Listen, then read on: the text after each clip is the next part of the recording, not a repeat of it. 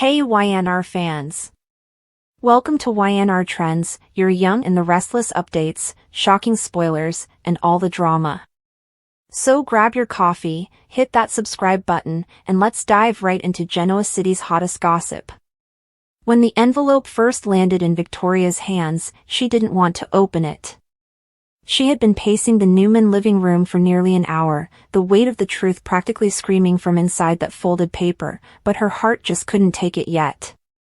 She had convinced herself that she already knew what it would say, that the test would confirm the story she had built in her mind, the story Claire had told her with such conviction. But the doubt had been growing, creeping into every conversation, every look, every hesitation Claire had shown in recent weeks. Nick had even warned her that something didn't feel right, but Victoria had brushed it off, too eager to believe she was finally being given back something she thought she lost forever. Now, sitting alone with nothing but the ticking of the grandfather clock echoing through the room, she felt like she was about to drown in a truth she wasn't ready to face. Her fingers trembled as she tore the seal open. Every second felt like an eternity, every breath a battle. When she unfolded the paper and her eyes scanned the lines, the world seemed to stop. The words were clear, undeniable, written in cold black ink with no compassion for the woman reading them. The results didn't match. Claire wasn't her daughter. Victoria's knees gave out beneath her, and she collapsed onto the sofa, the page shaking in her hands. Her chest tightened until she thought she might suffocate, tears blurring her vision as reality struck her like a freight train.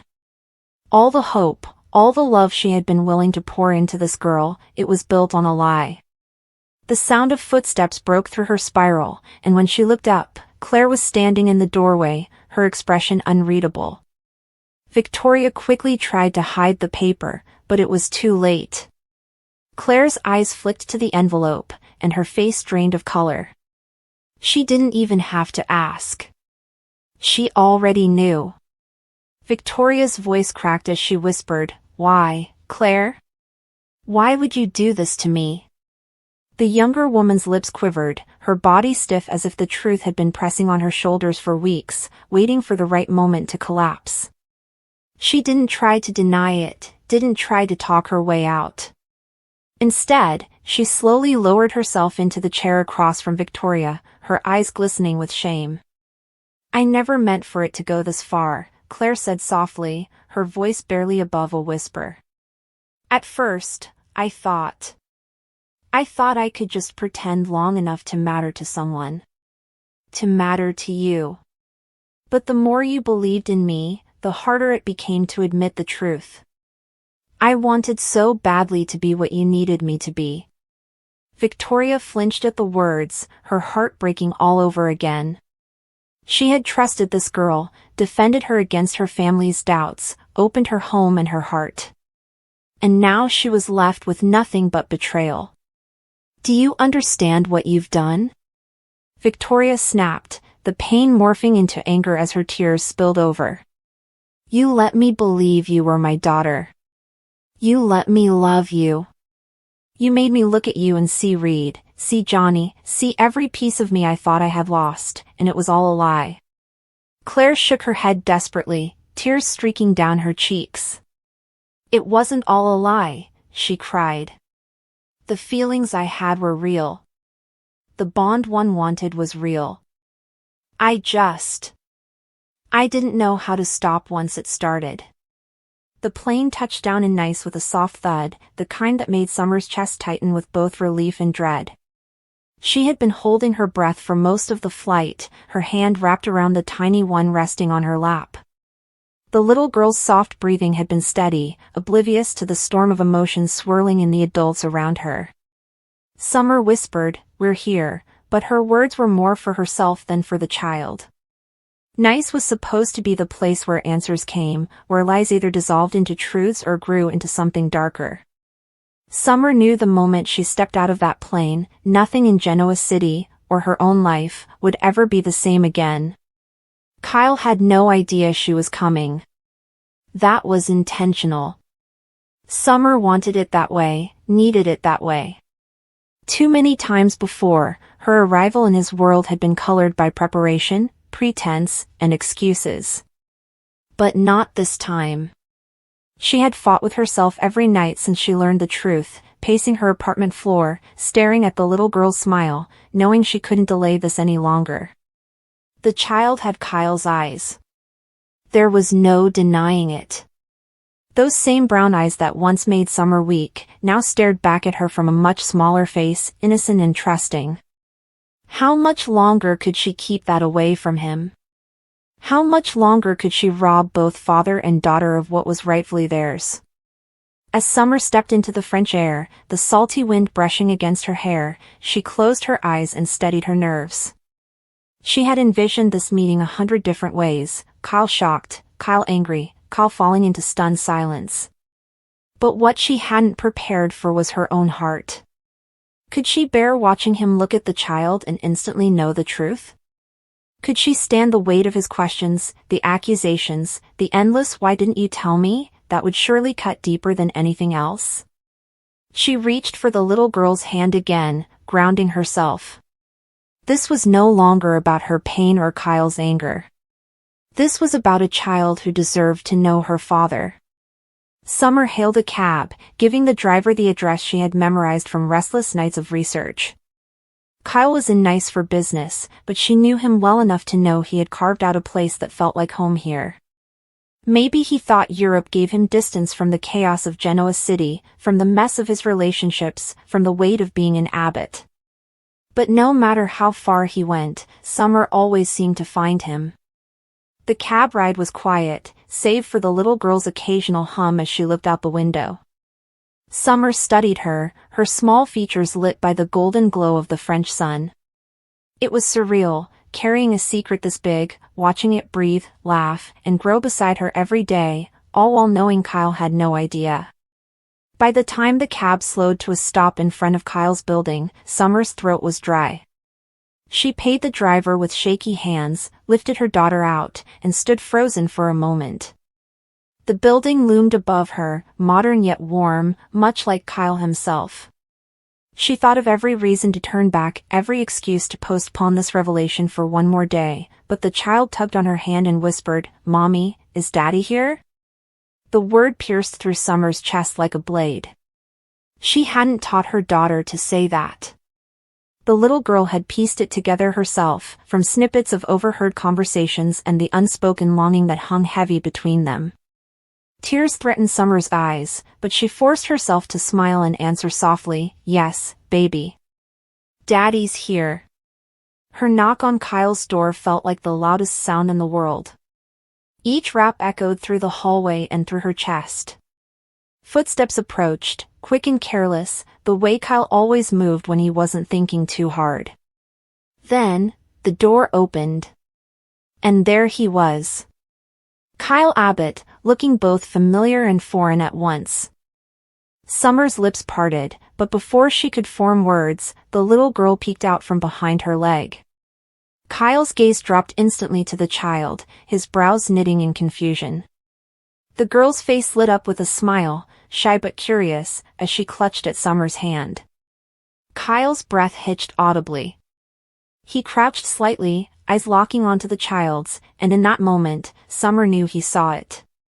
He saw himself reflected in her daughter's eyes, her features, her very presence. His lips trembled, his voice breaking when he whispered, This is my daughter?" Summer swallowed hard, every prepared speech fleeing her mind. All that was left was the truth. Her throat tightened, and tears finally spilled as she nodded slowly.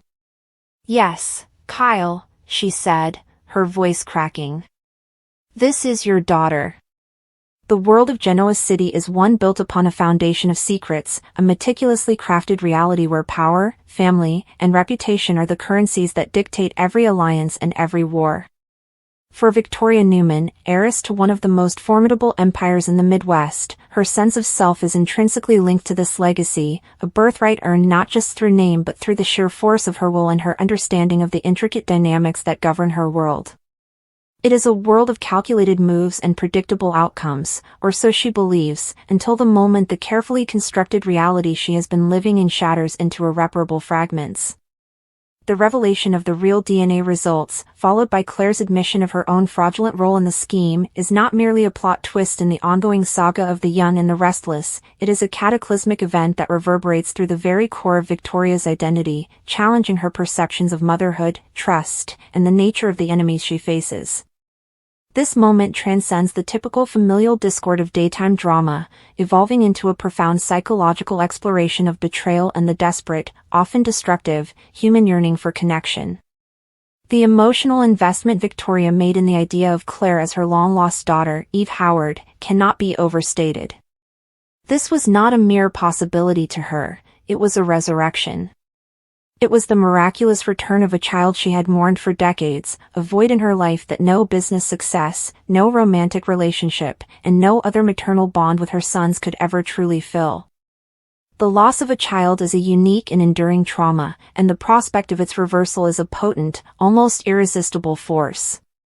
Victoria, despite her hardened corporate exterior and her well-earned reputation for skepticism, allowed that force to overwhelm every one of her natural defenses. She let down the gates not out of naivety, but out of a consuming, primal need to believe that the universe could, for once, grant her a reprieve from the constant Newman family turmoil and restore what was cruelly taken from her. Her embrace of Claire was an embrace of absolution, a chance to rewrite a painful chapter of her past and to finally provide the love and protection she believed she had failed to offer her daughter all those years ago. This context is crucial to understanding the depth of the devastation that follows. The betrayal is not just of her trust in the present, it is a violation of her most sacred grief, a second loss that is, in many ways, more brutal and psychologically complex than the first. The delivery of the true DNA results, therefore, is not the receipt of simple information. It is an act of violence against her soul. One can imagine the scene, the sterile environment of a lab or an office, the official envelope, the calm, clinical tone of the messenger who is utterly oblivious to the bomb they are detonating. For Victoria, the words on the page would not register as data but as a physical blow.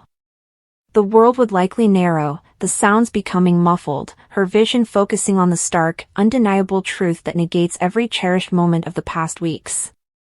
The hugs, the tears of joy, the whispered secrets, the plans for the future, all of it is instantly recast as a grotesque parody, a performance in which she was the unwitting dupe.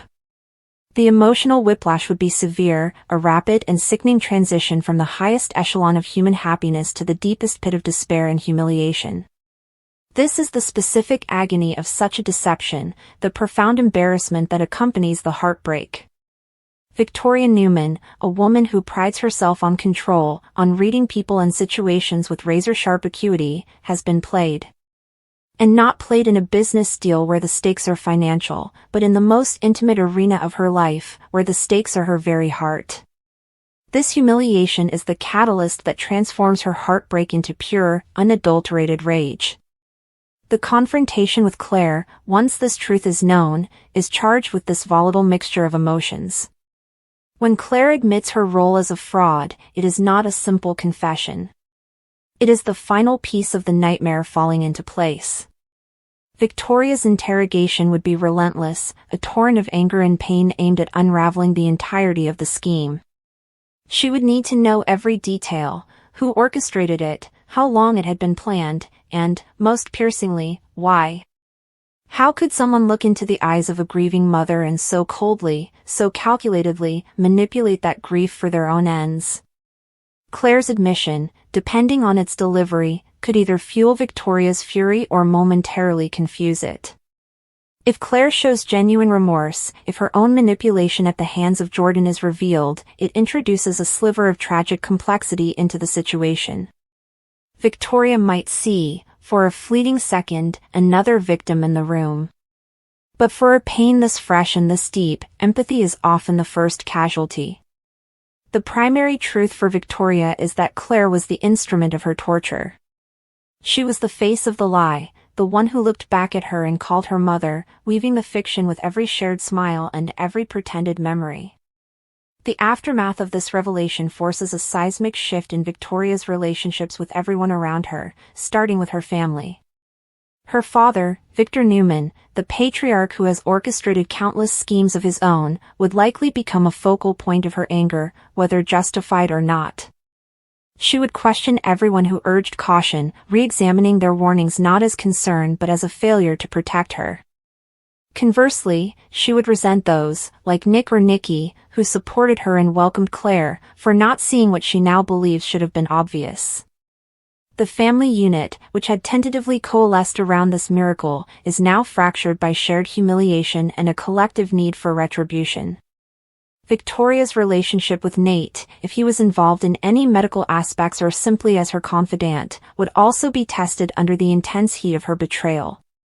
She will likely retreat, building her walls higher and thicker than ever before, trusting no one and viewing every future interaction through the lens of this profound deception. Furthermore, this event irrevocably alters Victoria's approach to her own motherhood. The experience is a brutal contamination of the purest form of love. Her desire to protect her children, particularly Katie, will become obsessive, perhaps even paranoid. The world, once a manageable landscape of known rivals and business enemies, is now revealed to be a place where unthinkable cruelty can target the most vulnerable aspects of a person's life. This could manifest in her becoming overbearing, isolating her family from outsiders, and viewing any new person with immediate and intense suspicion. The trauma of being tricked in such a fundamental way can cause a person to pathologize connection itself, fearing that any act of kindness or any potential relationship could be the opening move in an elaborate con. For Claire, the admission of being a fraud is the moment her own carefully constructed world collapses. If she was a willing participant, her confession under pressure is the end of the game, the moment she is forced to face the real-world consequences of her actions. However, if she herself was a pawn of Jordan, a woman who likely groomed and manipulated her from a young age, her admission is something far more tragic. It is the moment she is forced to confront the fact that her own life, her own identity, is a lie. The woman she believed was her aunt, her only family, used her as a weapon. The memories she may have believed were real were likely fabrications, and the mission of destroying the Newmans was built on a foundation of falsehoods. In confessing to Victoria, she is not only admitting to a crime but also shedding a false skin, and the raw, exposed person beneath is left with nothing and no one. Her fate hinges on whether Victoria and the Newmans can ever distinguish between the architect of the scheme and the weapon that was wielded. Her admission, therefore, is both an end and a potential beginning, the end of her life as Eve Howard, the fraud, and the possible, painful beginning of a search for whoever she truly is. The revelation also serves to introduce Jordan as a villain of a particularly insidious caliber. This is not a business rival seeking a corporate takeover. This is a person who engages in psychological warfare of the most intimate kind. Her weaponization of familial love marks her as one of the most personally vindictive and dangerous adversaries the Newmans have ever faced. It suggests a history with the family so bitter, so deeply rooted in past grievances, that mere financial ruin is not enough. She sought to break them from the inside out, to inflict a wound that would never truly heal. This elevates the conflict from a standard soap opera feud to a deeply personal war that will require more than business savvy to win. It will require emotional fortitude and a ruthless determination to match her own. In the end, the moment Victoria Newman learns the truth and hears Claire's admission is a point of no return. It is a crucible that forever changes her mettle. The confident, sometimes arrogant, heiress is replaced by a woman haunted by a new kind of ghost, not the ghost of a child lost, but the ghost of a child that never was. The experience will leave an indelible scar, a cynicism that is woven into the very fabric of her being. It will inform her every decision, both in the boardroom and in her home, for years to come. The quest for vengeance against Jordan will become a driving force, but the internal journey will be far more complex. It is a journey toward reconciling with her own vulnerability, toward learning to trust again in a world that has proven itself capable of breathtaking cruelty, and ultimately, toward finding a way to mourn the real daughter she lost without having that sacred memory poisoned by the grotesque parody she was forced to endure. The DNA results were just a piece of paper, but what they represented was the demolition of one reality and the painful, necessary, and arduous construction of another.